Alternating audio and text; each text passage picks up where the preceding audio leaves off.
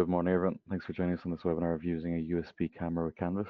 It's a relatively short presentation, but if you have any questions, you can pop them in. We'll get them at the end. Hello and welcome to today's webinar. Today we will be looking at how to use a USB camera with Canvas. Let's look at our agenda for today. We will start with a quick review of how to use a USB camera with Canvas, followed by an overview of the Canvas all-in-one controller from Horner. We will then discuss its video capabilities, including the Seascape 10 Canvas video object. There will be demonstrations throughout, and we will finish with a Q&A session. Let's begin by reviewing the Canvas all-in-one controller. Canvas is the most advanced line of all-in-one controllers from Horner. These controllers are basically PLCs with a built-in HMI, and the Horner OCS products offer control with built-in display, lots of networking, and plenty of either built-in or remote I/O for your application. Horner has several different all-in-one controller product lines, and Canvas offers three primary differentiators. First of all, it has an advanced graphics engine, so it does much more advanced graphics than any of our other products. It also features a dual-core microprocessor, so you have one microprocessor core that's dedicated for logic and networking, and another microprocessor core that's dedicated for graphics. This will ensure that you always have really fast control with your application. Canvas also includes several built-in protocols that either aren't available on other product lines or are available only at an extra cost for an upgrade, such as IIoT functionality. Canvas stands out for its enhanced graphics capabilities that it has to offer. That means even simple objects like switches, buttons, and gauges are enhanced and have a newer, more modern look. Canvas allows you to be more creative with your backgrounds, with the ability to use graphics, patterns, and images. There are also plenty of completely redesigned graphics objects that are only available on Canvas, and that includes the trend object, where you can have up to 16 pens on a single trend if you choose, and the ability to turn individual pens on and off at runtime so that you don't clutter up your view if you want to focus in on a specific trend line. In addition to trends, there's an all-new XY graphic object, all-new alarm capability, and the recipe object has also been completely redesigned. There is also a video object, which we will look at in more detail today. There are many ways that you can use the video object. For example, you can play back pre-recorded video files such as MP4s. Videos can be ideal as help files for operators if you want to show the operator how to load a part or show a maintenance person how to do maintenance on the machine. You now have the capability of displaying and playing those help videos right from the front of the OCS screen. We will note that any video files will be presented without audio, so you may need to have subtitles or some sort of graphics on the screen to explain everything. The new Canvas video object also includes video control. You can restart it from the beginning, you can zoom in to full screen, or you can push it in repeat mode if you want. So there's a lot of functionality with the built-in controls with the Canvas video object. By connecting a USB camera to a Canvas controller, you can do some things like show the operator live video, maybe from a hidden or dangerous area of the machine, giving operators visual access to areas they can't see directly, so that they can see what's happening from their operator station. So if they want to double check that a part is nested or that a machine is in the home position, they can get a visual validation of that specific machine state, which can be really useful. And when you're displaying video on the front of the Canvas unit, you can choose to display that video in a small window on the screen, so it can be placed next to other push buttons, graphs, or meters. Or the operator can choose to hit a button and to view everything full screen. So the operator has some options when it comes to viewing that video. What types of cameras would you be using in this setup? You will want to include a camera which includes a USB port, and through that USB port can support the UVC video standard. The UVC video standard is the same standard that's used on webcams when you connect an external webcam to your computer. So there are plenty of cameras available that support that standard, and you can find them packaged for industrial type applications with removable lenses and other features. To connect that camera to a Canvas OCS, you need to connect it through the full-sized USB, which is available on all Canvas units, and it could be directly connected there, or it could be connected through a hub. When you're connecting a USB camera to Canvas with a USB cable, you're limited to about 15 feet of distance. There are USB extension cables available that can expand that distance, so that's an accessory you would need to use if you want to mount your camera further than 15 feet away from the Canvas OCS. In your application, you will also be limited to a single camera connected to the Canvas. Now we will look at how to set this up in Seascape. Seascape is the all-in-one programming software for the all-in-one Horner controllers, and setting up the Canvas video object in Seascape is straightforward.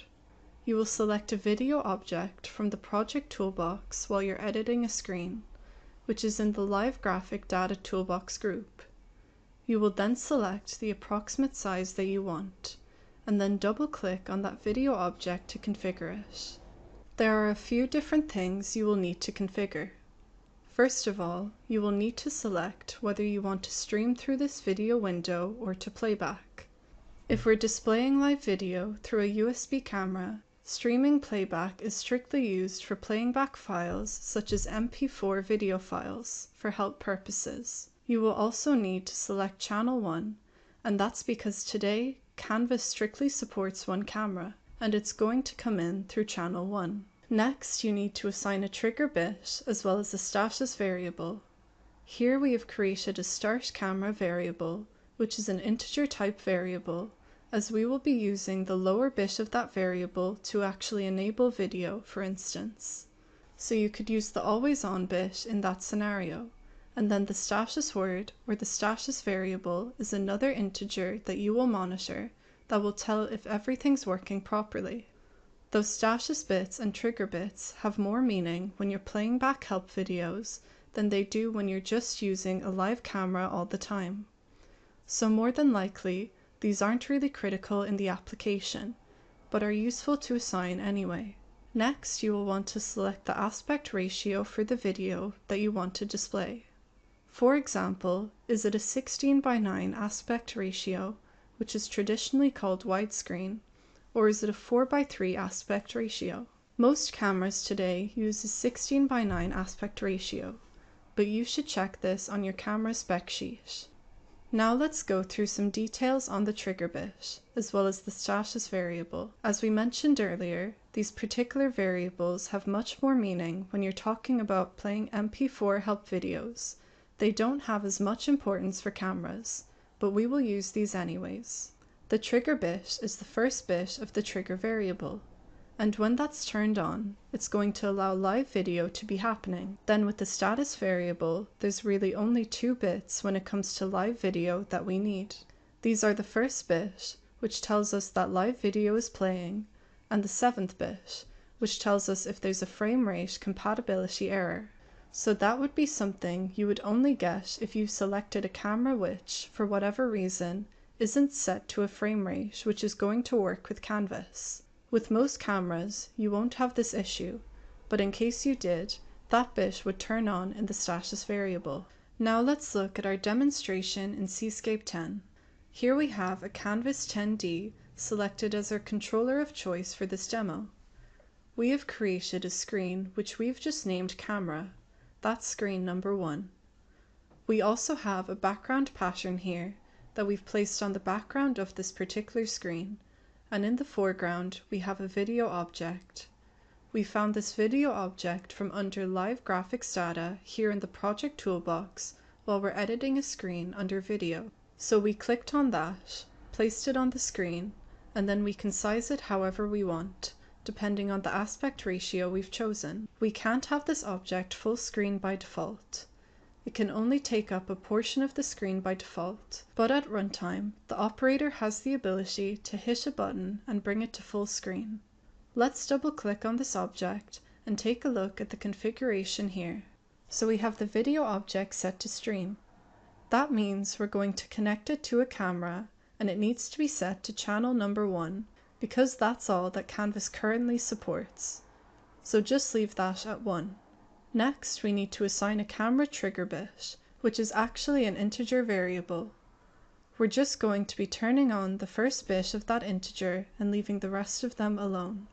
From the standpoint of live video, if we were showing help files, we could do other things with those bits in that word on the status side of things. We've assigned a status word, and once again we are only really concerned with the first and 7th bit. Then this is where we select our aspect ratio, and we have selected 16:9 for our demonstration. So this is our configuration for our video object, and now we will look at how to size it on the screen. When adjusting the video object, we have a few options for what size we want. Seascape will automatically make some adjustments depending on how big we want it. For example, it will lock it into a particular aspect ratio, but we do have some choices of selecting different sizes, and if it's displayed in a relatively small window on the screen, or even if it's displayed in a somewhat larger window, we have plenty of room around it for other objects, such as push buttons or meters if needed. For our demonstration, we are going to drag it back out to more or less the biggest size that it will allow, which is about here. Once again, we are using a Canvas 10D, so this is a 10.1 inch diagonal screen.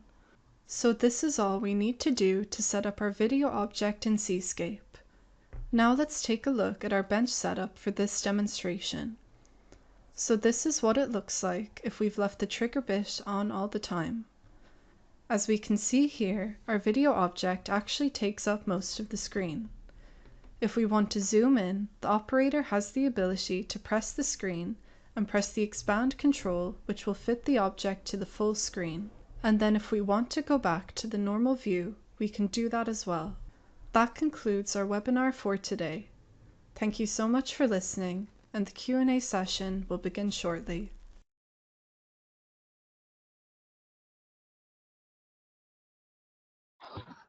Okay, so a relatively straightforward one for you this morning. I don't see any questions in on it. We are back to weekly webinars at the moment, so if you go to the support tab on the website, you'll see all the webinars that are coming within the next month.